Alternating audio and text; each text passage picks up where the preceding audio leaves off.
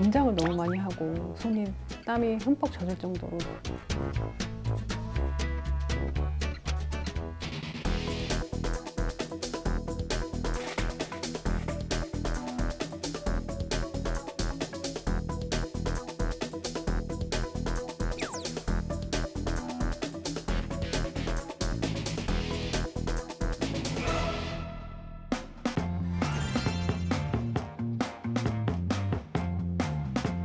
안녕하세요. 즐거운 이야기를 통해 수학의 재미를 찾아보는 수다학입니다.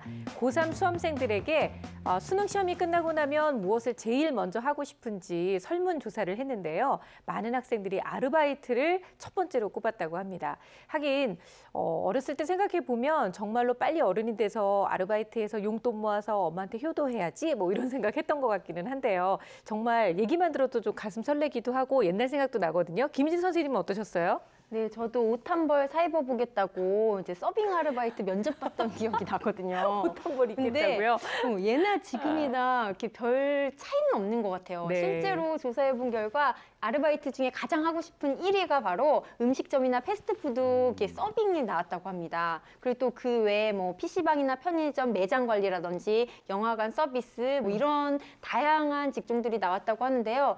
친구 따라서 무턱대고 하면은 이제 몸이 고달프고 굉장히 그렇죠. 힘들어질 수가 있어요. 그래서 또 적당히 경험 삼아 해보면 좋을 것 같고요. 제 생각에는 그 아르바이트를 선택할 때 전공과 좀 관련해서 미리 좀 경험해보는 차원에서 네. 그런 걸 선택해도 좋을 것 같습니다. 제가 사실 그 알바의 신이었잖아요. 오, 정말요? 그러면 알바를 굉장히 많이 했습니다, 저는. 근데 그 중에서 제가 일단 초반에 했던 것 중에서 제일 좀 쉬워 보였던 게 주유소 알바였어요. 근데 쉬워 보여서 했는데 그렇지는 않을 것 같은데. 쉽지가 않았어요. 왜냐하면 엄청난 실수를 제가 많이 했는데 경유차에다가 휘발유를 넣었어요.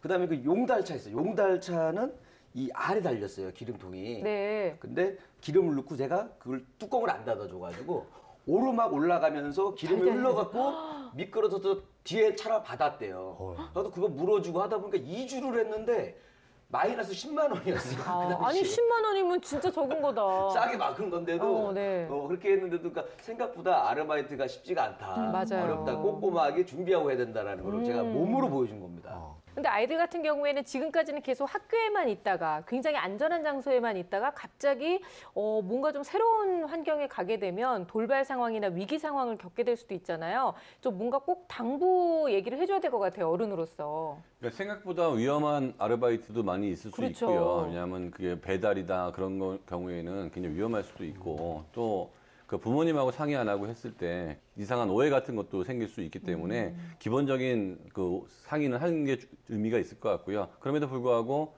근로의식이라는 걸 배운다는 것은 굉장히 중요한 것 같아요. 그렇죠. 그리고 사실 대학 들어가서 장학금 받기 위해서 미리 공부하는 게 더 나을 수도 있기 때문에 네. 그 항상 그 주어진 자산을 시간을 어떻게 활용할지에 대해서 고민을 해보는 건 의미가 있을 것 같고 그 고3 아니더라도 지금 중학생, 초등학생, 뭐 고등학생들 방학이라는 건 굉장히 긴 시간이고 정말 그 긴 시간에 내가 해볼 수 있는 것을 열정적으로 해본다면 그 모든 것들이 도움이 될 것 같아요. 네. 우리 학생들 다 그 시기마다 딱 경험할 수 있는 어떤 그런 경험들이 다 있습니다. 그 시기를 놓치지 말고요. 본인의 실력도 쌓고 체력도 쌓고 또 추억도 쌓다 보면 정말 언젠가는 미래에 다 나에게 도움이 되는 시간이 될 겁니다. 오늘 수학 고민은요. 오랜만에 고등학생이 이 사연을 보내줬는데요. 아마 오늘의 고민은 진짜 굉장히 무게가 좀 남다른 그런 고민이 아닐까 싶습니다. 예비 고3 학생의 고민은 어떤 건지 지금부터 만나보도록 할게요. 오늘은 또 어떤 친구가 수다학을 기다리고 있을까요? 야, 이렇게 책상에 앉아서 첫 화면을 보여주다니. 제작진이 오기 전부터 공부를 하고 있는 친구. 오늘의 주인공 고등학교 2학년 김태종 군입니다. 무언가 집중해서 쓰고 있는 태종 군. 어려운 문제라도 풀고 있는 걸까요? 문제를 푸는 것 같진 않은데 뭘 하고 있는 거죠? 태중아. 네. 지금 뭐 하는 거야? 저는 오늘 할 일 할 거 계획 세우고 있어요. 그럼 계획 같은 거는 혼자 다 짜는 거야? 네. 그럼 계획은 잘 지켜? 네, 대부분 지키는데 못한 게 있으면은 여기 생활 표시 해놓고 다음날 하는 편이에요. 계획보다 중요한 게 피드백인데 네. 계획과 피드백을 잘 하고 있는 친구인 것 같습니다. 저렇게 공부 계획을 쓰고 하는 거는 고3들의 필수 요건이죠. 왜냐하면 자칫 잘못하면 놓치는 게 생기거든요. 네, 아주 훌륭한 것 같아요. 보통은 이제 계획표 쓰는 시간 자체도 아깝다고 그렇죠, 생각하면서 그렇죠. 안 하는 예. 경우가 많은데 계획을 하고 나면 굉장히 시간을 효율적으로 관리할 수 있어서 효과가 좋죠. 계획표에 할 일을 적고 계획대로 공부를 한다는 태중이. 이 정도면 자기주도 학습이 굉장히 잘 돼 있는 것 같죠? 게다가 계획표를 잘 지켜 매 학기 상을 받을 정도라는데요. 이 정도면 고민이 없을 것 같은데 어머니, 대체 무슨 고민이신가요? 아, 네. 저희 아이가 유독 다른 과목에서는 보이지 않는 그런 경향을 수학 시험에 임하게 되면 긴장을 너무 많이 하고 손이 땀이 흠뻑 젖을 정도로 너무 힘들어하고 중요한 그런 시험에 큰 실수들이 좀 잦아요. 그래서 그게 트라우마로 남게 되고 또 앞으로 큰 시험 수능이나 이런 걸 앞뒀을 때 번복이 돼서 또 좋은 기회들이 많이 놓쳐질까 봐 저로서는 좀 되게 안타깝고 그래서 좋은 방법이나 아니면 저희가 조금 귀담아 들어서 조금 도움이 될 수 있는 부분들이 있는지 궁금해서 문의하게 됐습니다. 시험 불안이 있는 친구들이 종종 있는데 네. 어머니께서 충분히 걱정하실 요소인 것 같습니다. 그 수학에서만 그런다고 그러는데요. 모든 사람이 수학에서만 그래요. 왜냐하면 다른 과목은 알고 모르고가 정확한데 그렇죠. 수학은 풀 수 있다 없다가 정확하지가 않거든요.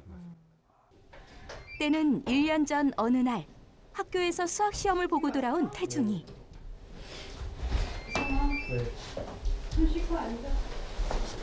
표정이 많이 어두워 보이는데 시험을 잘 못 본 걸까요? 시험을 잘 봤어? 아니 잘 못 본 것 봤어? 왜? 실수했어? 아니 갑자기 앞에 안 보여가지고 문제를 못 풀었는데 그때 뒤에 문제 그리고 진짜? 네 문제 못 풀고 정말? 계속 손도 떨리고 손에 땀 나고. 근데 참 경험이라는 게 중요하잖아요. 첫 시험에 저렇게 그 좋지 않은 성적을 받고 실수를 하고 나니까 그렇게 막 손도 떨리고 막 긴장되고 손에 막 땀 나고 얘기만 들어도 제가 다 막 숨이 차는 것 같아요.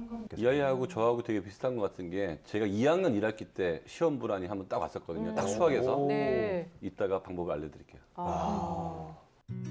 수학 경시대회에서 수상도 하고 공학 분야의 연구원이 꿈일 정도로 수학을 좋아하고 잘하는 태중이.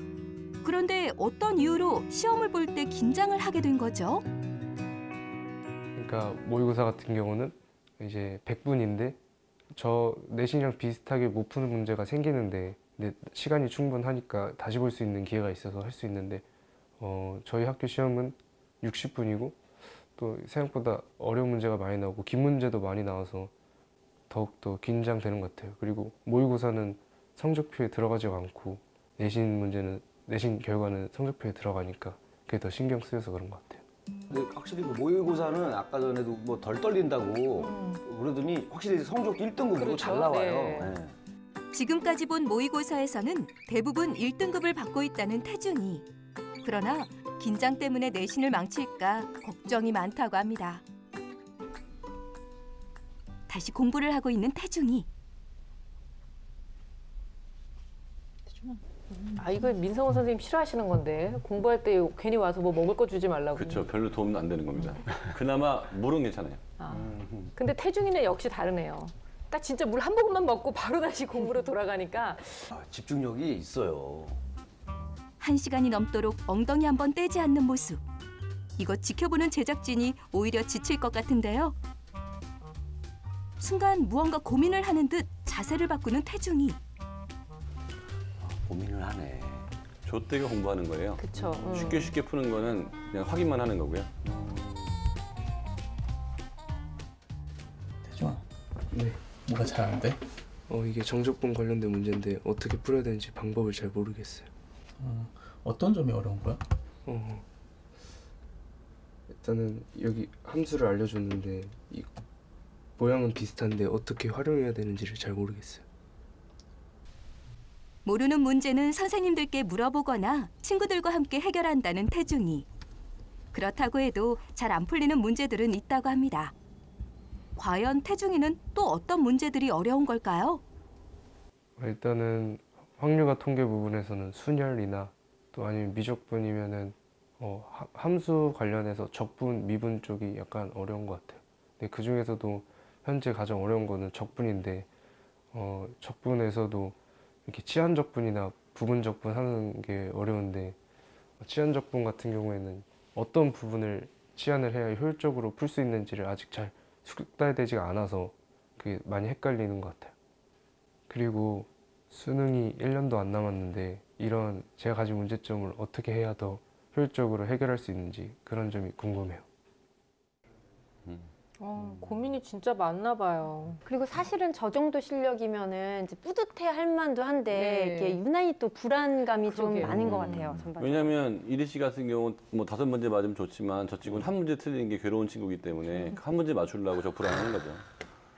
아니 근데 이리 씨 너무 저도 불쌍하다. 한 6문제는 맞아야 좋아해요. 5문제는 다섯 아닙니다. 문제로는 만족을 못해요? 그럼요. 6개 정도 맞아야지 저도. 아유, 웃겨. 죄송합니다. 네. 특히 적분이 어렵다는 태중이. 문제집에도 적분을 풀려고 노력하는 적이 많이 보이지만 아직 부족한 부분이 많다고 해요. 내년이면 고3이 돼서 시험도 더 어려워질 텐데 어떻게 하면 부족한 부분을 채울 수 있을지 고민이 많다고 합니다. 학원 공부를 끝내고 학교 교재를 꺼내는데 긴 시간 공부에 집중하는 모습 정말 대단하죠?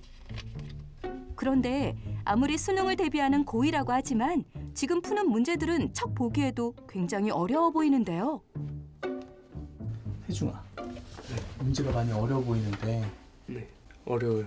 근데 이게 학교 부교재인데 내신 문제 풀 때 관련된 문제도 나오고 또 처음 보는 어려운 문제도 많이 나와서 이 책을 풀고 있어요. 네, 지금 태중이 학교 수학 문제가 제가 생각하기에는 좀 많이 어려운 것 같아요. 그래서 또 긴장을 더 많이 하는 것 같고 그러다 보니까 학습량도 훨씬 더 늘 수밖에 없고 거기에 올인하는 시간이 사실 더 많거든요. 그러다 보니까 내신 점수가 좀 낮아지게 되면 아이도 부담스러워하는 이유가 생활기록 보는 것 자체가 어디든 제출이 되기 때문에 또 한편으로는 나아질 수 없는 부분이기도 해서요. 그런 부분이 때문에 더 많이 더 시간을 내서 더 하고 양도 더 많아지는 것 같습니다. 매일 한두 시간씩 혼자 수학 공부를 한다는 태중이. 게다가 주말에는 수학학원에서 3시간씩 공부를 한다는데요. 나름대로 시간을 쪼개 열심히 하곤 있지만 해야 할 것은 많고 시간은 모자라다고 합니다. 그런데 공부가 끝나자마자 갑자기 짐을 싸고 있는데요. 이게 무슨 일이죠? 대체 어디를 가는 걸까요? 어디 여행이라도 가는 걸까요? 네, 갑자기 짐을 못 삽니다. 제가 주중에는 이제 기숙사 들어가서 공부해야 돼서 짐 싸고 들어갈 준비하고 있어요. 기숙사요? 상위권 학생들만 뽑는 기숙사 프로그램에 선발되었다는 태중이. 주중에는 기숙사에서 생활하고 주말에는 집에서 생활한다는데요. 근데 저렇게 가는 모습도 되게 안쓰럽다, 짠하다. 기숙사에서 새벽에 일어나 다음 날 새벽이 될 때까지 공부한다는 태중이. 이렇게 열심히 공부하는 태중이가 시험에서 긴장하지 않고 제 실력을 발휘할 수 있게 수당 선생님들 도와주세요. 아이고, 해도 져서 어둑어둑하고 날씨도 추운데 저렇게 또 학교로 다시 돌아가는 모습을 보니까 왠지 좀 짠하기도 하고 그런데 너무 스스로 잘해내는 모습을 봐서 태중이가 굉장히 대견스럽기도 하거든요. 한 가지 안타까운 건 하필이면 수학에서 또 그런 상처가 있어서 그 실수 때문에 너무 긴장하는 모습이 좀 안타까웠어요. 안타깝죠. 보면은 수학 실력이 우수함에도 불구하고 시험 불안을 가지고 있는 친구들이 좀 있어요. 그래서 대체적으로 원인은 다양한데 뭐 시험 직전까지 공부를 해서 리듬이 좀 깨졌다거나 아니면 네. 주변의 기대가 너무 과도하다거나 아니면 중요한 시험을 한번 망쳐본 친구들이 있는 경우에는 그렇게 시험 불안에 시달리기도 하는데요. 제가 봤을 때 이 친구 같은 경우는 시간에 대한 압박이 좀 불안으로 다가온 것 같아요. 특히 네. 내신 같은 경우는 시험 문제 자체가 어렵다고 생각하는데 시간 60분밖에 주어지지 않았으니까 이제 좀 촉박한 느낌이 들었고 실제로 시험도 한 번 실패한 경험이 네. 있어서 그게 굉장한 불안으로 다가오는 것 같은데요. 다행히도 모의고사를 칠 때는 이렇게 큰 불안에 시달리지 않고 내신을 칠 때 좀 그렇다고 하니까 그 부분을 적극적으로 해결하는 방법을 안내해드리도록 하겠습니다. 네. 딱 영상을 봤는데 태중이는 정말 좀 대단한 것 같아요. 특히 뭐 그 치환 적분, 네. 또 부분 적분 뭐 이런 거 얘기했는데 그러니까 제가 배울 때만 해도 이런 게 없었거든요. 그래서 없었어요? 없었어요. 제가 배울 때는 없었고 이제 새로 없었어요? 추가가 된 것 같은데 요즘 환경에 바뀐 것 같은데 없다고 믿고 싶으신 거예요? 아니 그러니까 없다고 아니, 생각하고 없었어요. 전혀 기억이 아니야? 없어요. 전혀 기억이 아우, 없으니까. 너무한 거 아니에요, 진짜. 정말 수학에 대해서 자신감이 어느 정도 있는 것 같아요. 네. 잘하고 실력도 있고 그래서 오늘은 그 어느 때보다 빨리 끝날 것 같아요. 왜냐면 태중이가 좀 어려워하는 것만 그렇죠. 딱 알려주면 맞아. 끝나잖아요. 그래요. 네. 진짜 태중이가 궁금해했던 부분이 있었잖아요. 그 부분에 대한 궁금증을 선생님이 좀 해결해 주시죠. 지금 태중이 같은 경우에는 기본적인 건 다 돼 있고 내가 모르는 부분이 부족한 부분이 어떤 부분인지 알고 있기 때문에 네. 그 부분만 짚어서 이야기해 준다면 큰 변화가 있을 것이 예상되는데요. 태중이가 틀렸던 문제 중에 I84번이라는 문제가 있었었는데 이거는 이제 기본적인 개념이 다 끝나고 기출 문제 모아둔 것 중에 부분적 분법과 치환적 분법을 활용해서 푸는 문제가 나와 있어요. 이제 살펴보자면 부분적 분법을 어떻게 풀 것이냐라고 하는 것은 일단 문제가 가르치고 있는 것이 부분적 분법인지를 알아야 돼요. 그래서 주어진 식이 부분적 분법을 활용하는 문제구나라고 하는 것을 알게 네. 된다면 적분이 쉬운 함수를 골라내는 게 첫 번째 문제가 되겠고요. 그렇게 정리가 된 후에는 이제 치환 적분을 해야 되는데 치환 적분을 어떤 것을 할 것인가가 결국엔 망설여지는 부분인데 만약에 문제의 조건이 나와 있지 않다면 쉽게 적분할 수 있는 형태로 바꾸기 위한 치환이 이루어져야 될 것 같고요. 이 문제 같은 경우에는 문제의 조건이 주어졌기 때문에 문제에 주어진 조건에 맞게 치환을 해야 될 텐데요. 여기에서는 fx 안에 EX를 포함하고 있는데 EX를 T로 치환하게 된다면 fx의 간단한 형태로 바꿀 수 있기 때문에 문제를 쉽게 풀 수 있는 문제가 되겠고요. 또 틀린 문제를 봤더니 친구들이 또 많이 틀리는 삼각함수에 관련된 문제가 네. 나왔어요. 그래서 삼각함수 안에 합성에 관련된 문제인 것처럼 보이지만 그 안에 합성에 관련된 엄청 많은 것들이 다 들어있는 거예요. 최대값, 최소값도 그렇고 그것을 변형시키기 위한 반각공식, 백악공식 등 여러 가지 것들 한 보통 5가지 정도의 공식들을 알아야지만 풀 수 있는 문제가 나온다는 거죠. 그렇게 되면 이 문제를 푸는 것보다 더 중요한 것은 그 문제의 풀이를 보고 내가 어떠한 부분을 틀렸는가라고 하는 것을 봐야 되는데 지금 태중이의 특징 중에 하나가 연습장을 활용하지 않고 이제 문제집에 직접 문제를 풀더라고요. 네. 모의고사나 수능에서는 문제와 문제 간격이 넓기 때문에 그 사이에 문제를 풀 수 있지만 기출 모음 문제집은 문제와 문제 간격이 좁기 때문에 지금과 같이 삼각함수에 관련된 복잡한 풀이가 있는 것들을 적지 못해서 내가 실수한 부분이 어떤 부분인지를 찾아내기가 좀 어렵다는 거죠. 그래서 연습장을 활용해서 구체적인 풀이를 쓰고 그 부분에서 내가 모르는 부분이 캐치가 됐다면 구체적인 개념을 익히고 그 기출 문제까지도 풀어보는 연습을 하는 것을 추천드립니다. 네. 수학 선생님 맞네. 그러니까요. 왜 지금까지 의심했었어요? 좀 의심 많이 했죠. 저 언제 알 수 있냐면 네. 선생님이 막 얘기할 때 있잖아요. 수학 얘기 막 할 때 갑자기 이제 외국 사람처럼 보여요. 아 정말. 못 알아듣는 소리를 계속 하니까 외국 사람이 외계인 같진 않아요? 거기까지는 좀 더 가면 갈 수 있는데 네. 그 느낌이 든 거 보니까 수학 선생님이 맞아요. 네. 그러니까 어렵다고 한 부분이 있었는데 구체적으로 어떻게 접근하면 좋은지 이제 다 얘기를 해주셨으니까 이런 관점에서 다시 한번 문제를 좀 풀어본다면 문제가 좀 쉽게 해결이 될 것 같습니다. 또 한 가지 궁금한 건 과연 그렇다면 수다학이 낸 수학 시험은 과연 어떻게 봤을지 전 너무 좀 기대가 되기도 하고 궁금하거든요. 이 아이의 전체적인 능력을 화면을 보면서 한번 말씀드리겠습니다. 네. 이 아이의 인지 능력은 전체적으로 봤을 때 매우 우수, 매우 네. 우수 중에서도 또 아주 높은 수준으로 우수여서 그래요. 이 아이가 수능식의 문제, 모의고사 잘 보는 거는 사실 인지 능력하고 관계가 많이 있고요.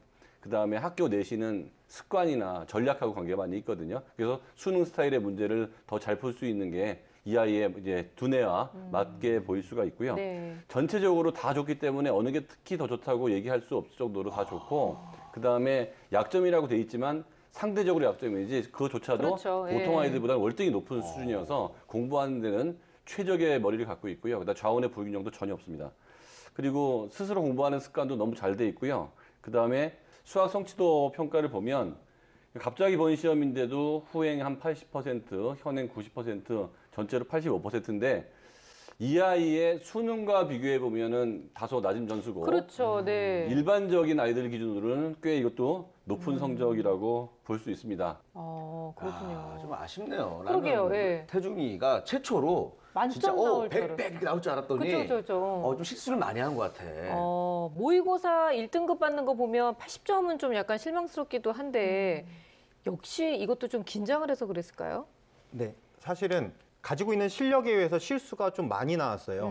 근데 문제를 좀 살펴보면 사실은 이유 있는 실수들을 좀 많이 했는데요. 아, 그래요? 후행 7번이나 후행 19번, 현행 15번 같은 문제는 그냥 실수로 틀린 게 맞는데 10번 문제 같은 경우에는 절대값을 포함하고 있는 1차 방정식의 풀이라고 하는 문제에서 각각의 그 조건에 맞춰서 그것을 나누고 거기서 이제 답을 구해내는 과정에서 실수를 했다라든지 네. 아니면은 18번 문제 같은 경우에는 판별식과 로그 부등식을 잘 풀었지만 나중에 지수를 대소관계를 비교하는 데서 틀렸는데 지금 제가 말한 이 두 가지가 아이들이 많이 틀리는 부분인 거죠. 그래요. 즉 아이들 최상위권 아이들이 성적이 갈릴 때는 결국에는 실수로 갈리는 경우가 많은데 참 다행인 것은 네. 이 실수가 아이들이 많이 실수할 수 있는 부분이기 때문에 이 부분에 대한 보완이 있게 된다면 좀 더 큰 네. 발전이 있지 않을까 하는 생각이 뭔가 듭니다. 이제 확실한 함정이니까 그 함정만 파악하면 되는 거죠. 네, 맞습니다.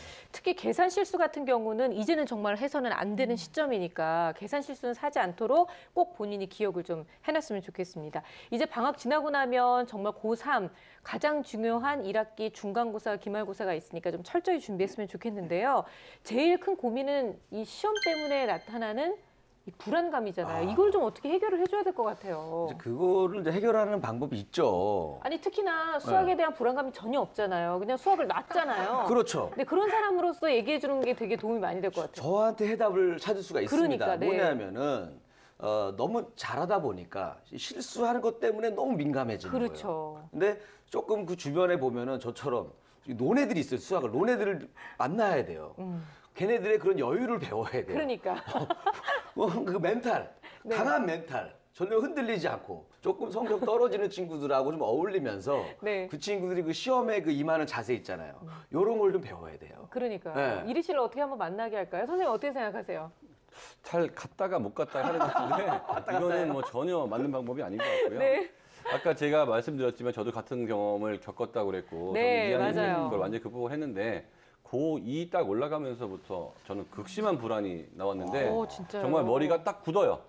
그리고 평상시 풀리던 게 그때 안 풀립니다. 오. 그리고 심한 경우에 손이 떨리기도 하고 이러면 안 되는데 알아요. 호흡을 해봐도 안 돼.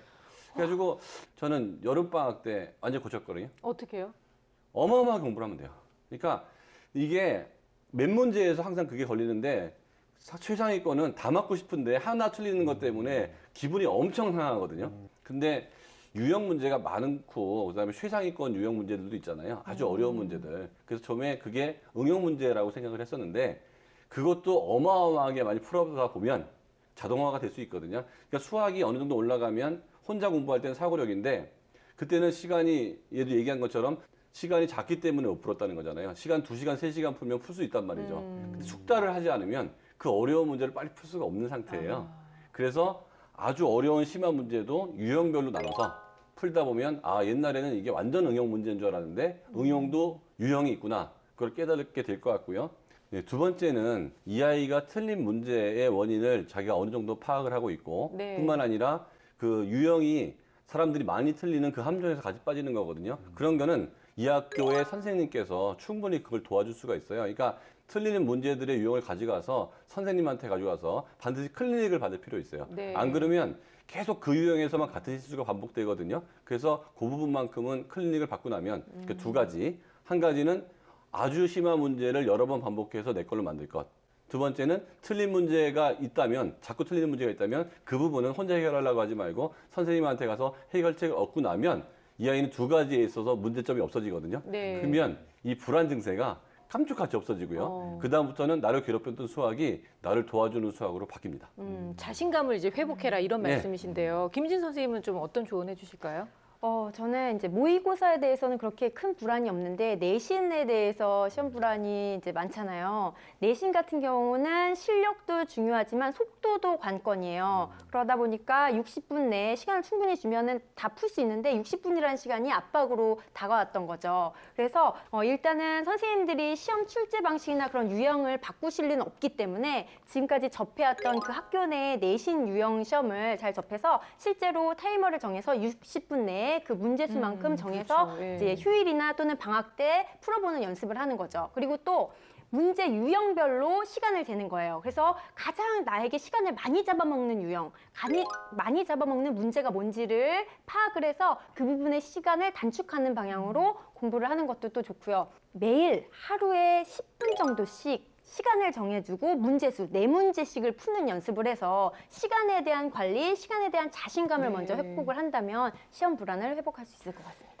결국은 다양한 유형의 문제를 많이 풀어봐서 시험도 연습처럼 해서 단련이 되면 된다 이런 말씀이신 거죠. 그렇게 숙달이 되면 분명히 그 불안감이 없어지고 자신감이 회복이 될 거라는 생각이 듭니다.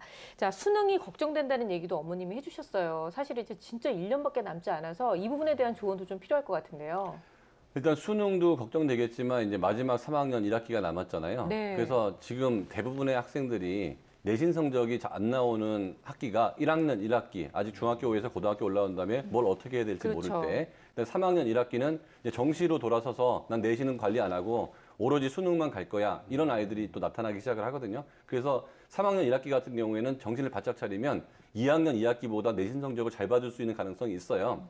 그래서 어쨌든 수시로 뽑는 대학교 학생 수가 거의 70에서 80%까지 되기 때문에 끝까지 수시를 놓치면 안 되고, 물론 내가 전교 1등, 전교 2등, 전교 3등 이렇게 안 돼서 교장 추천 전형으로 못 가더라도 좀 어느 정도 더 나오면 교과 전형으로 갈 수 있고, 그게 안 되면 종합 전형으로까지 갈 수 있기 때문에 3학년 1학기에 한 학기의 그 가치는 2학년 1년의 가치하고 맞먹을 정도이기 때문에 최대한 수시에 대해서, 내신에 대해서 신경을 계속 써야 될 것 같고요. 네. 그다음에 수능 얘기로 가면 국어나 영어 같은 과목은 쉬는 시간과 점심시간 내지는 여기 쪽 시간에 계속 모의고사 문제 풀면서 공부를 하는 게 되게 좋을 것 같아요. 네. 근데 수학이나 과학 같은 과목은 쪽 시간으로는 지식이 나한테 들어오질 않거든요. 충분히 생각을 해야 되기 때문에. 그래서 일단 전체 공부의 60% 정도를 수학에 할애를 하고요. 넓은 시간에, 네. 덩어리 시간은 40%는 과학을 생각을 해야 될 것 같은데, 수학은 몇 바퀴를 돌리냐가 되게 중요한 문제인데, 처음에 뭐 미적분을 한번 보려고 그러면 2달에 한 바퀴 돌리는 것도 쉽지 않거든요. 근데 이제 막판에 가면 하루에도 전 과목이 돌아요. 하루에도 한 바퀴 돌 수 있다는 얘기는, 진짜요? 예, 그러니까 아는 걸 다 쳐내고 이제 모르는 것만 모르는 계속 것만, 모아나가기 네. 때문에 그걸 돌리는 게 한 바퀴 돌거든요. 그래서 지금부터는 내가 마지막 한 달을 남겨놓고 봐야 될 것과 안 봐야 될 것을 계속 그 줄여 나가야 될 것 같고요. 지금부터는 그리고 그 1년 동안 생활 관리도 굉장히 잘해야 되는데요. 필 받는다고 너무 늦게까지 공부하면 생체 시계가 망가져가지고 다음 날 아니면 이 아이가 시험 볼 때까지 스트레스 받을 수 네. 있기 때문에 병 걸리지 말아야 되고, 항상 일정한 시간에 자서 일정한 시간에 일어나는 시간, 그리고 같은 시간에는 수학, 같은 시간에는 과학, 쉬는 시간에는 뭐 국어나 영어 이런 식으로 관리한다 그러면 굉장히 좋은 성적이 나올 가능성이 있는 애예요. 그렇군요. 어휴, 그래요. 유형별 심화 학습에 좀 집중하는 부분들, 또 앞으로 유의해야 될 부분들, 불안감을 덜어낼 수 있는 여러 가지 방법들 얘기를 했으니까 여러 가지 솔루션 중에서 나한테 맞는 거를 많이 좀 시도해 봤으면 좋겠습니다. 자, 수학 전문가들의 핵심적인 솔루션을 전해드립니다. 결정적 한방 들어보죠.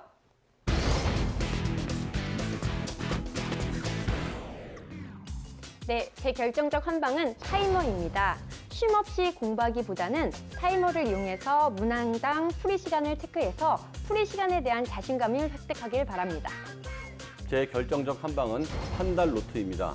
보통 내신 준비를 2주, 3주 하는데요. 한 달 전부터 굉장히 많이 반복할 수 있게끔 겨울방학 때 그 어려운 문제들을 노트에다가 모아놓기 바라겠습니다. 제 결정적 한방은 실수는 선물이다입니다. 준비 과정 가운데 나타나는 실수는 극복할 수 있는 기회를 주는 것이므로 선물과 같습니다. 실수를 두려워하지 마시고 즐기시기 바랍니다.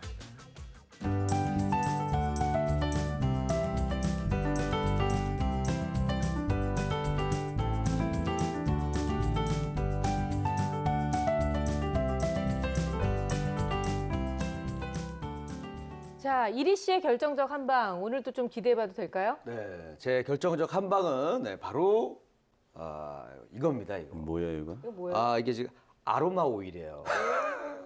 왜냐하면은 제가 또 고2잖아요. 태준이가. 네네. 그래서 신중하게 생각을 했어요. 그래갖고 이거 아로마 오일을 약간 목 뒤라던가 네네. 귀 밑에, 네. 등 이런 데다가 딱 바르면 좀 긴장이 이완이 돼요. 그렇죠. 맞습니다. 맞아요. 그리고 중요한 시험 때 또 이걸 바르고 가는 거예요. 그러면 이 향기를 맡으면 자기가 그렇지. 평상시에 그 맞아요. 공부할 때 그 느낌, 그 향만 맡아도 아, 나 그 냄새 맡으면 편안했었는데 그렇죠. 하면서 공부에 도움이 되지 않을까. 이 향기를 맡으면서 공부하면 굉장히 효과가 좋은데 그렇죠. 이 아로마 오일로 효과를 보려면 최소한 5일 이상을 해야 돼요.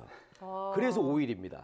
아. 5일이에요. 아니 이리 씨도 방송하기 네. 전에 이걸 네. 좀 활용해 보세요. 방송할 때 유난히 긴장을 많이 하잖아요. 네, 막 많이 땀도 합니다. 흘리고, 네. 막 코끝에 막 이렇게 막 땀이 송송 맺히잖아요. 한번 발라보겠습니다. 본인이 좀 이렇게 바르고. 바르면. 근데 지금 바른다고 안 돼. 왜냐면 5일 이상은 발라야 돼. 이미 늦었어. 네, 아니 오늘은 정말 이리 씨까지 이 확실히 고3이라는 게 주는 이 중압감이 진짜 큰 것 같아요. 선생님들과 이리 씨까지도 진짜 피가 되고 살이 되는 그런 조언들을 다 해줬잖아요. 우리 태중이가 오늘 나왔던 모든 솔루션을 다 총망라해서 정말 열심히 공부해서 좋은 소식으로 저희한테 또 연락을 주길 바라겠습니다. 아마 열심히 노력하면 이제 바로 이제 다가오는 고3의 중간고사, 기말고사, 1학기 얼마든지 잘 해낼 수 있을 겁니다. 정말 화이팅 하시길 바랄게요.